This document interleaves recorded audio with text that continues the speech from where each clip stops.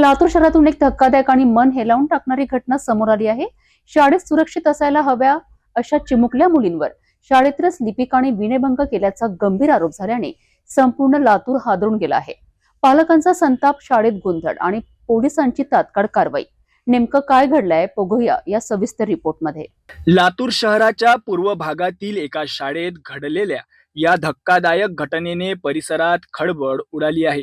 शाळेतील लिपिकाने अल्पवयीन शाळकरी मुलींवर विनयभंग केल्याचा गंभीर आरोप समोर आला असून ही बाब उघडकीस येताच पालकांमध्ये संतापाचा उद्रेक झाला।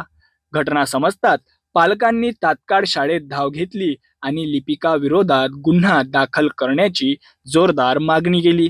त्यानंतर पोलिसांनी आरोपी लिपिका विरुद्ध BNS कलम 74, 75, 79 तसेच पॉस्को कायद्याच्या कलम 8 आणि 12 अंतर्गत गुन्हा दाखल केला आहे। धक्कादायक बाब म्हणजे या प्रकाराची माहिती असूनही ती लपवून ठेवल्याच्या आरोपाखाली 2 शिक्षकांवरही पोस्को कायद्याच्या कलम 21 अंतर्गत कारवाई करण्यात येत आहे। या घटनेमुळे शाळेच्या सुरक्षिततेवर, कर्मचाऱ्यांच्या नियुक्ती प्रक्रियेवर गंभीर प्रश्नचिन्ह निर्माण झाले आहे। गुरुवारी शाळा परिसरात तणावपूर्ण वातावरण पाहायला मिळाले, तर पीडित मुलींसाठी तात्काळ समुपदेशन सेवा सुरू करण्यात आली आहे। पालकांनी आरोपींना कठोरात कठोर शिक्षा देण्याची मागणी केली असून आता फक्त कारवाई नव्हे तर संपूर्ण व्यवस्था बदलावी लागेल असा इशाराही प्रशासनाला दिला आहे।